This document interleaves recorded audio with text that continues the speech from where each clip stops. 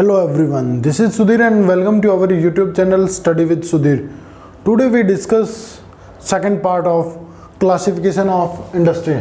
आज हम जो बात करेंगे क्लासिफिकेशन ऑफ जो इंडस्ट्री है उनकी बात करेंगे और ये पार्ट 2 है। हमारा पहला पार्ट है वो हम कर चुके हैं। उसके अंदर हमने 3 तरह की जो क्लासिफिकेशन है वो की थी और इसके अंदर हम 2 तरह की जो क्लासिफिकेशन है वो करेंगे। और चलिए वीडियो को स्टार्ट करते हैं बिना किसी टाइम के।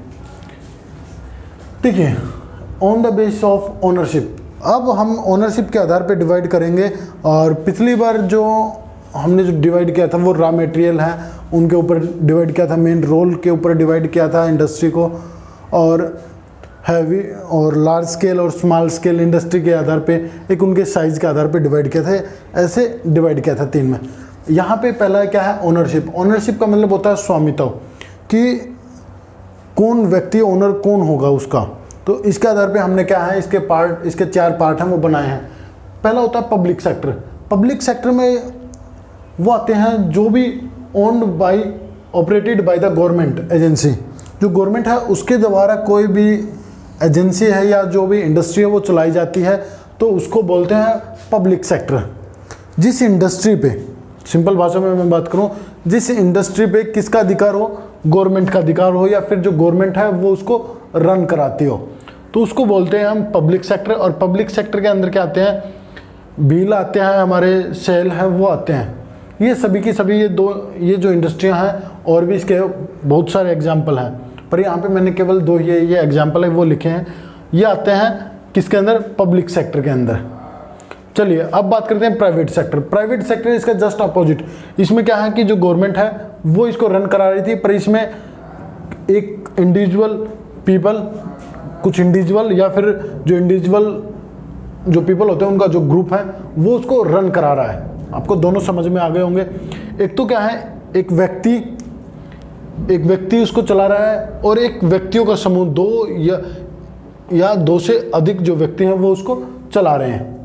तो यहाँ पे क्या बताया गया है, इसने इंडिविजुअल और एक ग्रुप ऑफ इंडिविजुअल, एक खुद व्यक्ति और उसके साथ में और जो ग्रुप है वो भी उसके साथ काम कर रहे हैं। जैसे टिस्को है, बजाज है, ऑटो है, ये सभी इसके अच्छे एग्जाम्पल हैं।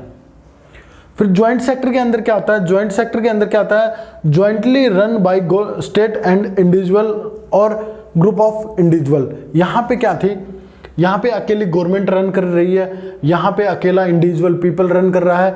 अब इन दोनों को मिला दें, हम दोनों मिलके काम करें तो ये बोला जाता है इसको ज्वाइंट सेक्टर। तो इंडियन ऑयल इंडियन लिमिटेड ये इसका एक अच्छा एग्जाम्पल है। आपको समझ आ गया होगा।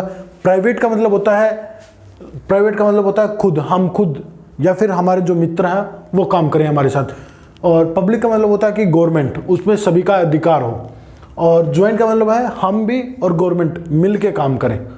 और अब बात करते हैं कोऑपरेटिव सेक्टर। कोऑपरेटिव जो सेक्टर होता है इसके अंदर क्या होता है, जैसे मैं हूं और आप हैं, मेरा मित्र और आपका मित्र ने क्या किया, जो भी रिसोर्स है हमारे पास, सपोज कर लीजिए हम पशुपालन करते हैं।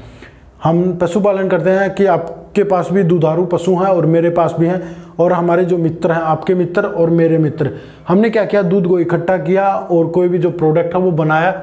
और इससे क्या हुआ कि हमने जो भी प्रॉफिट हुआ उसको हमने इक्वली डिवाइड कर लिया, चारों के बीच में इक्वली डिवाइड कर लिया। तो इससे जो भी प्रॉफिट होगा या जो भी हमें मिलेगा वो हम चारों के अंदर डिवाइड कर लेते हैं। 4 हैं, 5 हैं, जितने भी हैं उनके अंदर डिवाइड हैं वो कर लेते हैं। तो इसी को बोलते हैं कोऑपरेटिव सेक्टर। जैसे क्या होता है, जो प्रोड्यूसर होता है और जो सप्लायर होता है ऑफ रॉ मटेरियल, उनके बीच में जो भी हम ट्रांसफ़र करते हैं, मतलब एक दूसरे को देते हैं सामान या फिर उनसे जो सामान लेते हैं, तो इसी प्रकार से क्या होता है, उसको कोऑपरेटिव सेक्टर बोला जाता है।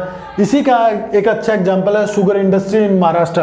कि शुगर इंडस्ट्री है, जैसे महाराष्ट्र के अंदर शुगर इंडस्ट्री है, वो एक अच्छा एग्जाम्पल है इसका, क्योंकि जो किसान है वो मिलके काम करते हैं। और इसी तरह क्या है, अमूल, जो गुजरात के अंदर जो अमूल दूध देखते हो आप, वहाँ के आसपास के जो किसान हैं वो अपना जो दूध है वो एक स्थान पे लाते हैं और उसके बदले उन्हें पैसे हैं वो मिलते हैं।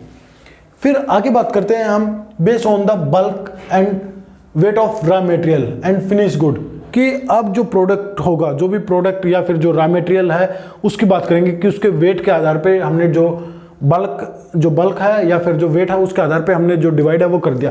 एक तो होती है हैवी इंडस्ट्री, या तो उनका गुड हैवी हो या फिर उनका गुड या फिर उनका जो रॉ मटेरियल हो वो हैवी हो।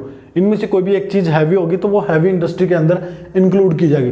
तो इसका पहला एग्जांपल आएगा आयरन एंड स्टील इंडस्ट्री। इसके अंदर क्या होता है, इसका जो गुड्स होते हैं वो भी हैवी होते हैं और जो रॉ मटेरियल होता है वो भी हैवी होता है। लाइट इंडस्ट्री वो होती है जिसके अंदर जो रॉ मटेरियल है या फिर जो प्रोडक्शन है वो भी लाइट हो।